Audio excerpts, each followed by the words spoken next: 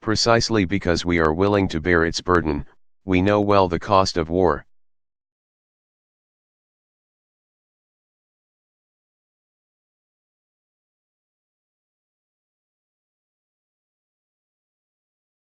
And that is why we built an alliance that was strong.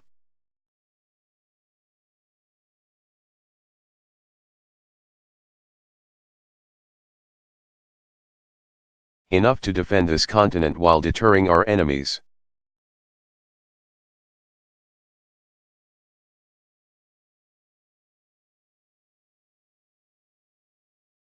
At its core, NATO is rooted in the simple concept of Article 5.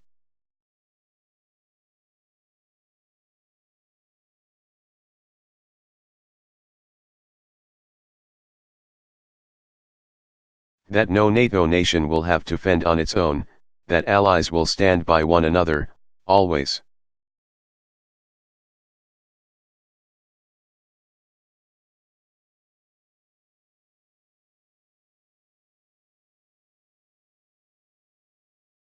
And for 6 decades, NATO has been the most successful alliance in human history.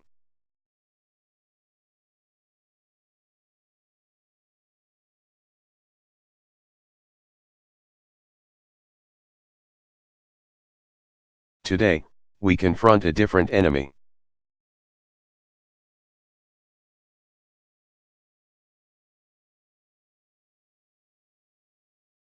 Terrorists have taken the lives of our citizens in New York and in London.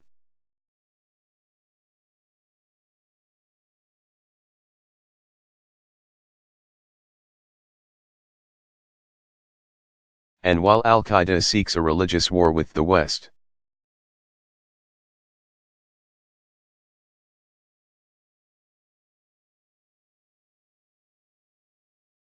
we must remember that they have killed thousands of Muslims, men, women, and children around the globe.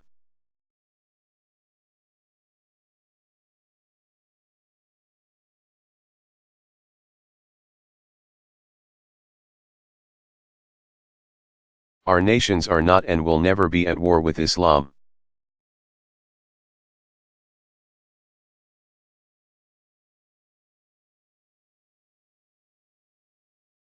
Our fight is focused on defeating Al-Qaeda and its extremist allies.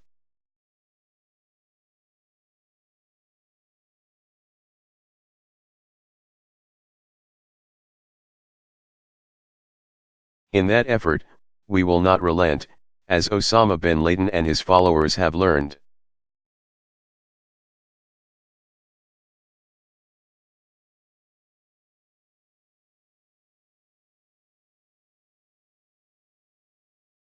And as we fight an enemy that respects no law of war, we will continue to hold ourselves to a higher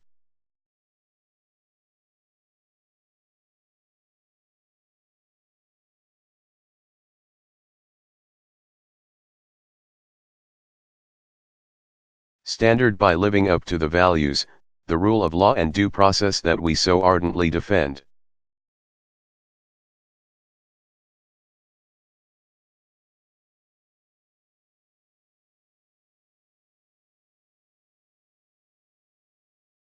For almost a decade, Afghanistan has been a central front of these efforts.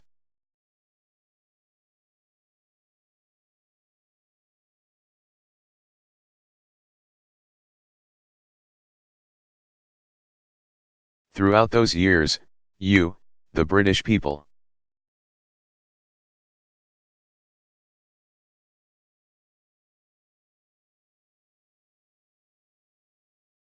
have been a stalwart ally, along with so many others who fight by our side.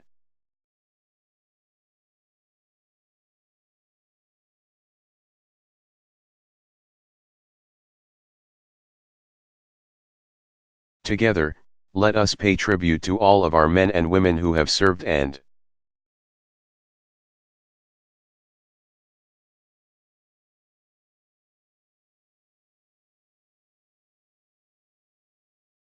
sacrificed over the last several years, for they are part of an unbroken line.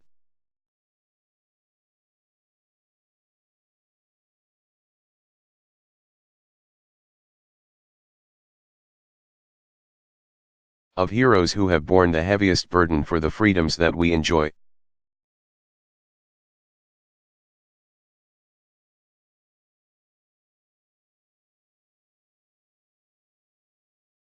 Because of them, we have broken the Taliban's momentum.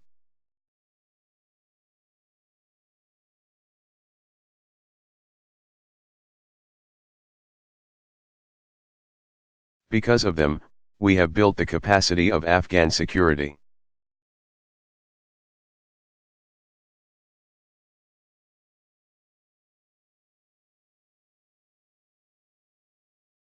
Forces.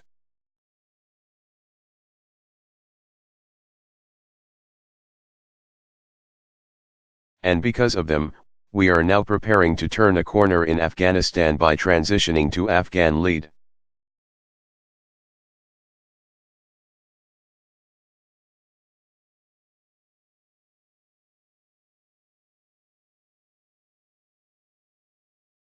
And during this transition, we will pursue a lasting peace with those who break free of Al-Qaeda and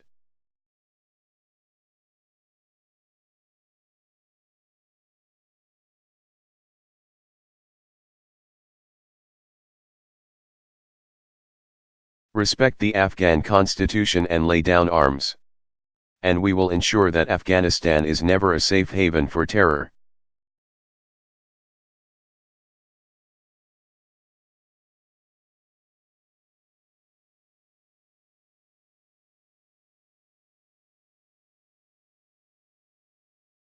But is instead a country that is strong, sovereign, and able to stand on its own 2 feet.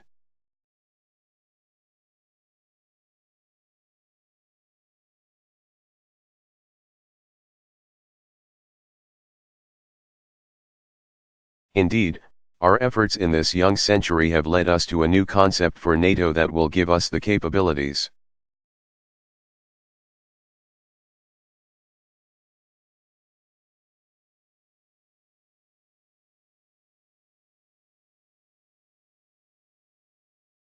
needed to meet new threats like terrorism and piracy, cyber attacks, and ballistic missiles.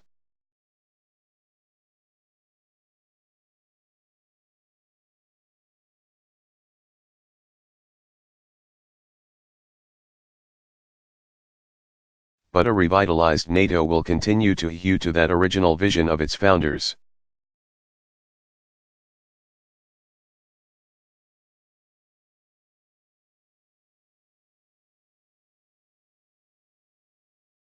Allowing us to rally collective action for the defense of our people.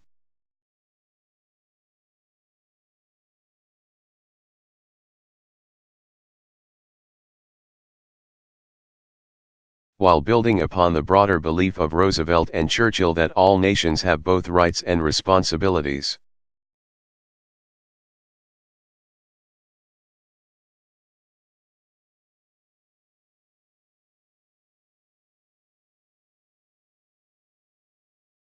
And all nations share a common interest in an international architecture that maintains the peace.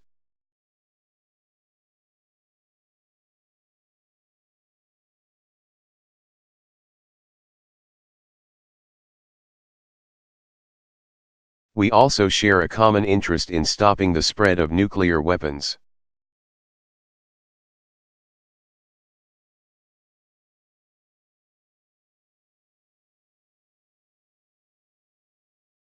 Across the globe, nations are locking down nuclear materials so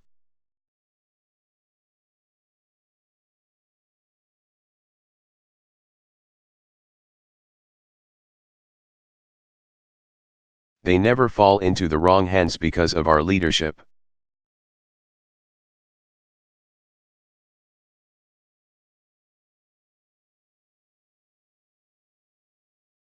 From North Korea to Iran, we've sent a message that those who flaunt their obligations will face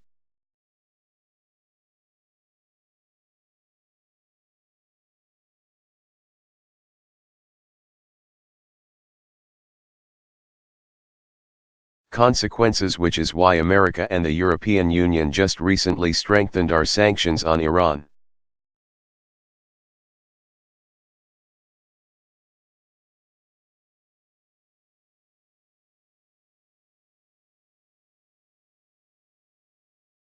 in large part because of the leadership of the United Kingdom and the United States.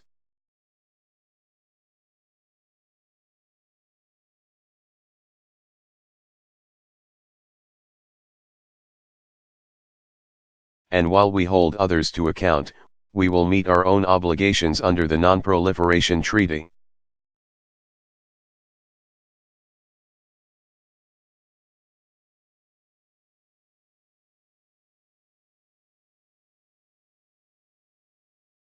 And strive for a world without nuclear weapons.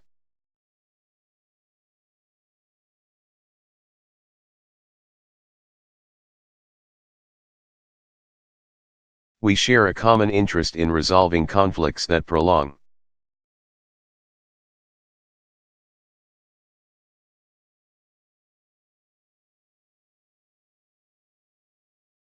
Human suffering and threaten to tear whole regions asunder.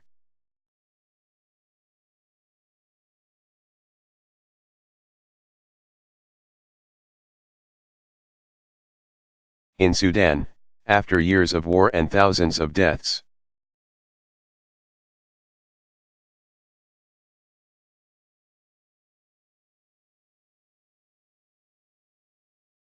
we call on both North and South to pull back from the brink of violence and choose the path of peace.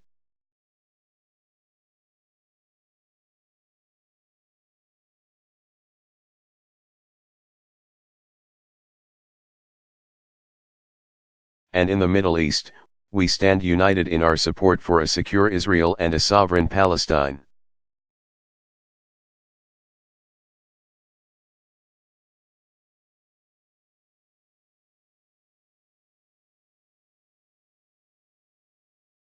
And we share a common interest in development that advances dignity and security.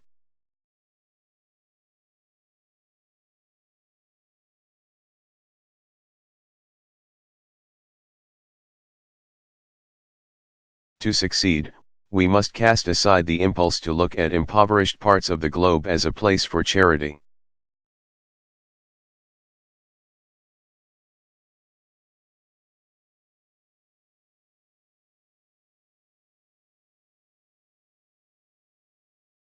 Instead, we should empower the same forces that have allowed our own people to thrive.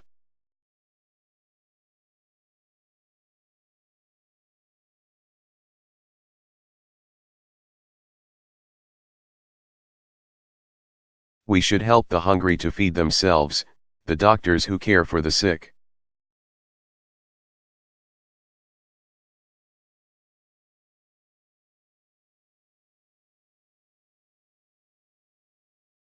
We should support countries that confront corruption, and allow their people to innovate.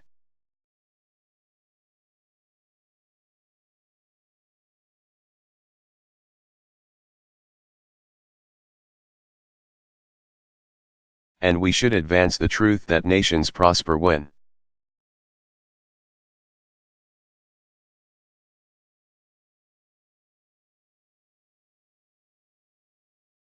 they allow women and girls to reach their full potential.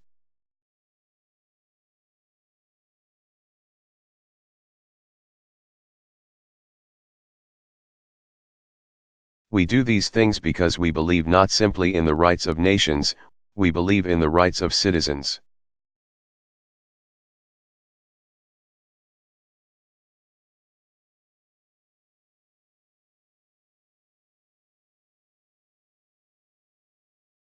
That is the beacon that guided us through our fight against fascism and our twilight struggle against communism.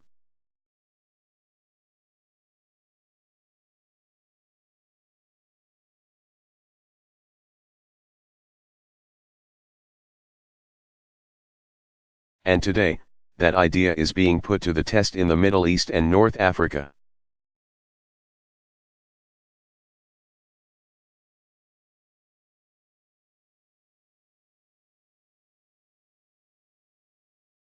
In country after country, people are mobilizing to free themselves from the grip of an iron.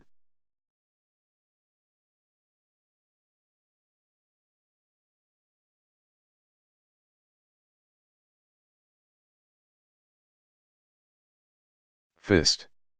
And while these movements for change are just 6 months old,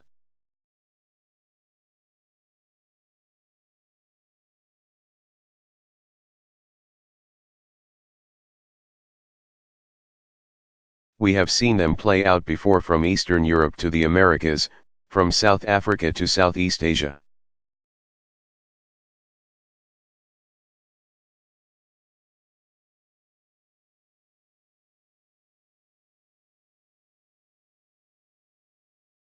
History tells us that democracy is not easy.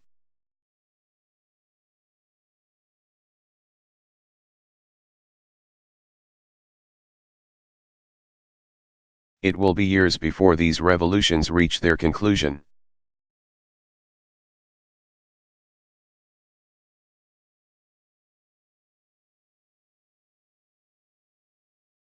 And there will be difficult days along the way.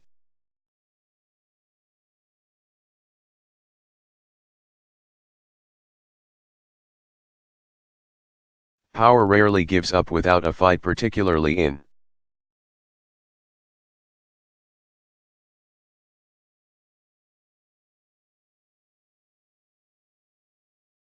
places where there are divisions of tribe and divisions of sect.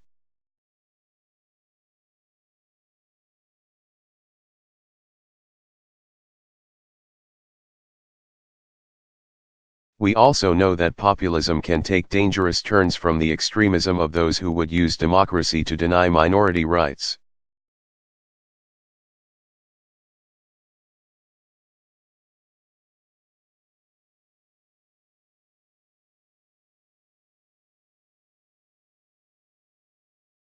To the nationalism that left so many scars on this continent in the 20th century.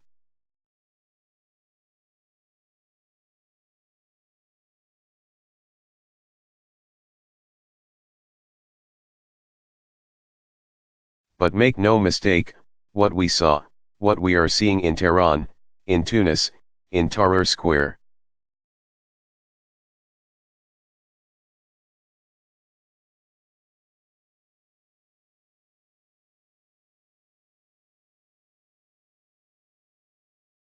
is a longing for the same freedoms that we take for granted here at home.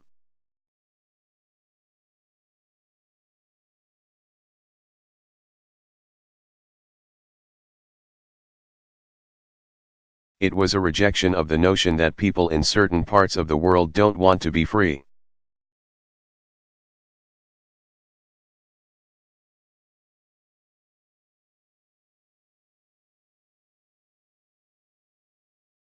Or need to have democracy imposed upon them.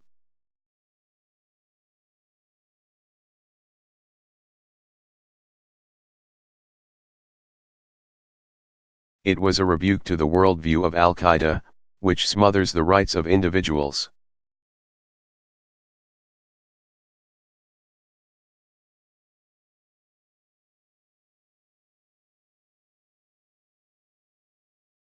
And would thereby subject them to perpetual poverty and violence.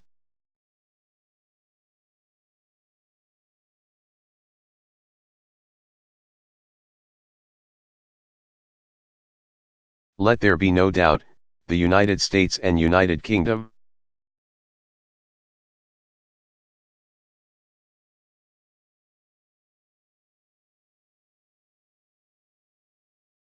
stand squarely on the side of those who long to be free.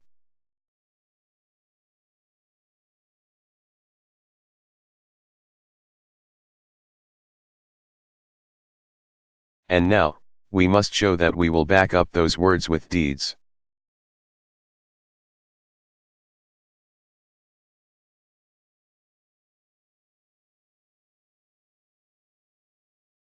That means investing in the future of those nations that transition to democracy.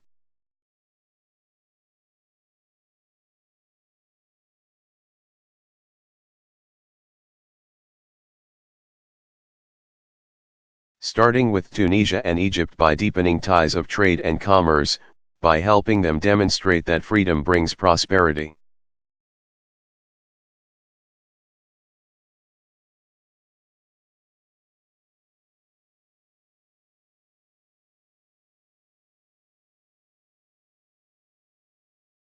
And that means standing up for universal rights.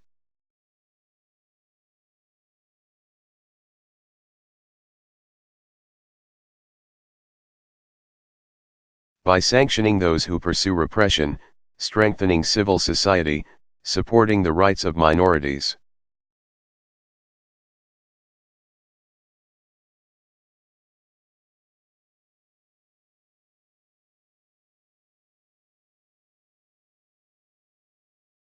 We do this knowing that the West must overcome suspicion and mistrust among many in the middle.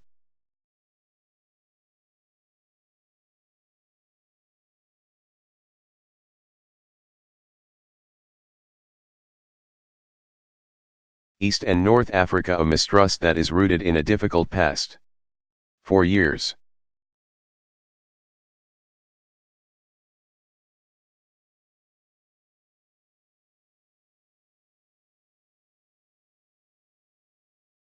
we've faced charges of hypocrisy from those who do not enjoy the freedoms that they hear us espouse.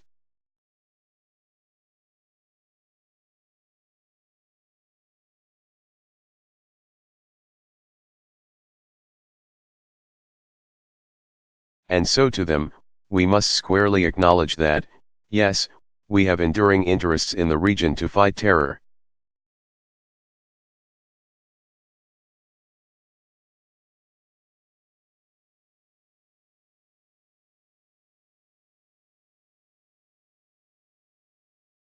Sometimes with partners who may not be perfect, to protect against disruptions of the world's energy supply.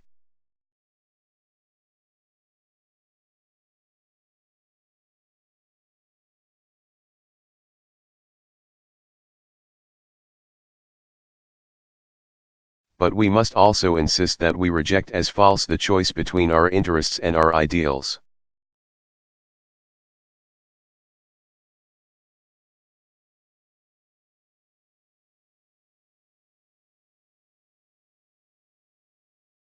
Between stability and democracy.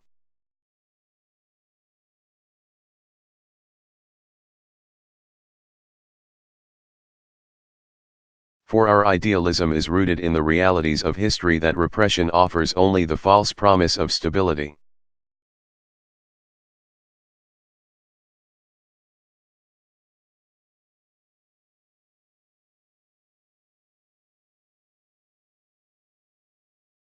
That societies are more successful when their citizens are free.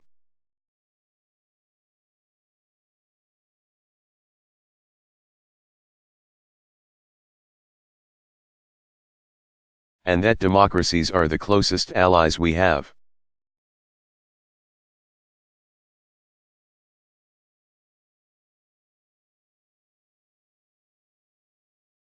It is that truth that guides our action in Libya.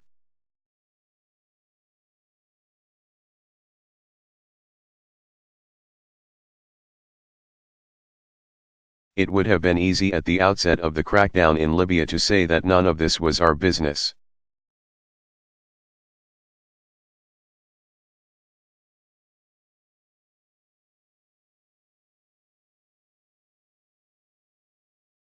That a nation's sovereignty is more important than the slaughter of civilians within its borders.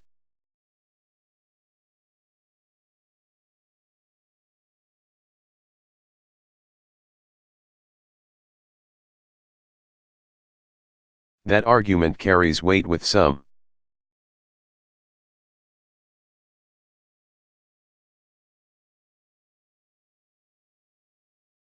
But we are different. We embrace a broader responsibility. And while we cannot stop every injustice,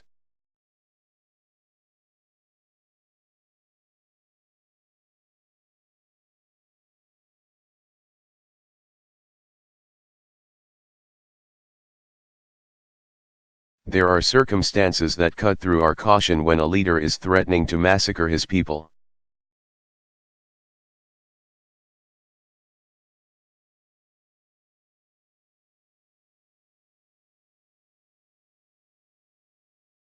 And the international community is calling for action.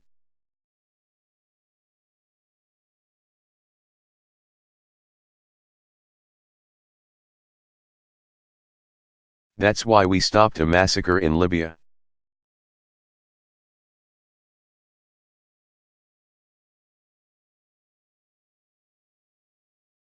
And we will not relent until the people of Libya are protected and the shadow of tyranny is lifted.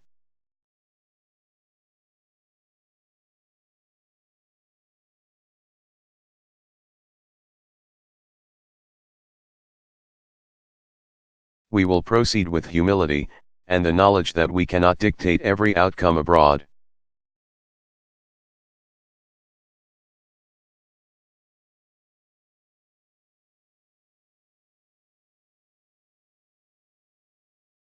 Ultimately, freedom must be won by the people themselves, not imposed from without.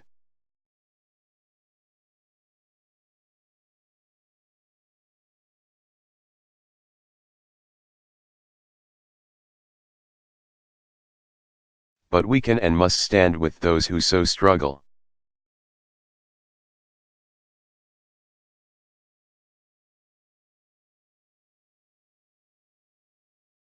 Because we have always believed that the future of our children and grandchildren will be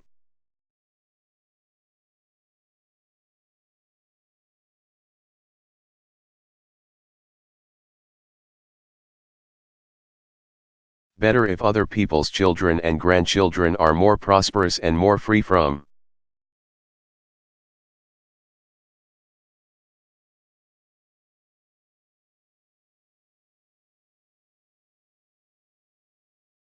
the beaches of Normandy to the Balkans to Benghazi. That is our interests and our ideals.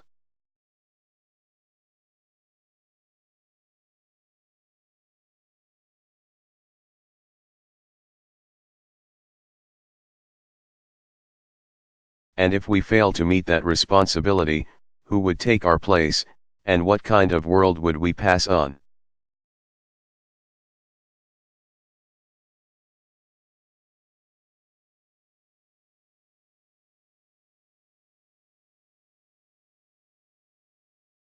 Our action, our leadership is essential to the cause of human dignity.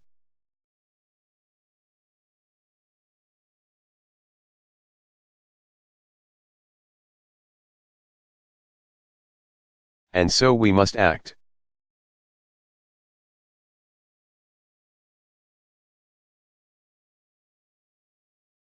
And lead with confidence in our ideals.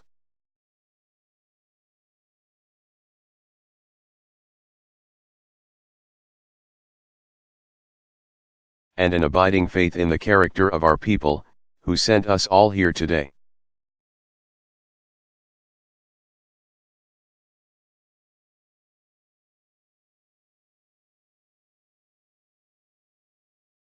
For there is one final quality that I believe makes the United States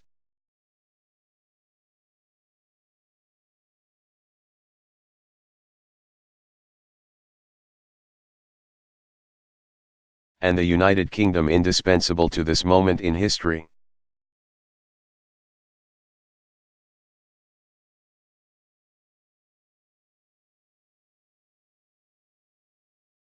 And that is how we define ourselves as nations.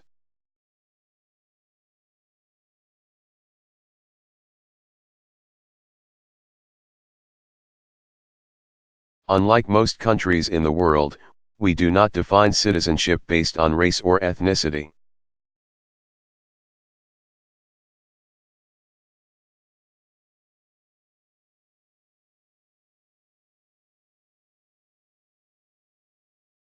Being American or British is not about belonging to a certain group.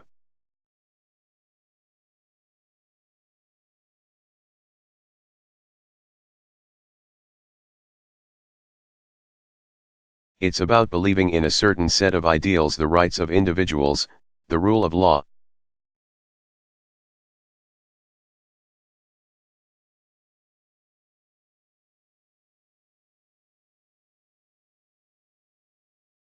That is why we hold incredible diversity within our borders.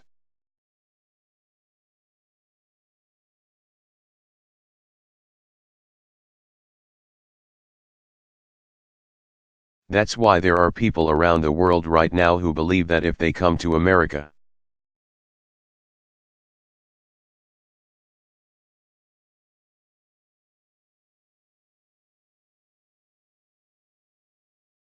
If they come to New York, if they come to London, if they work hard.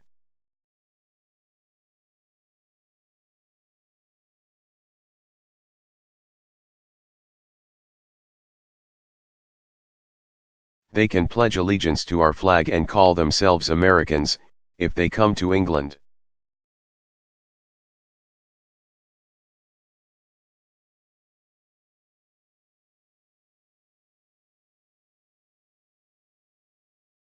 They can make a new life for themselves and can sing God Save the Queen just like any other citizen.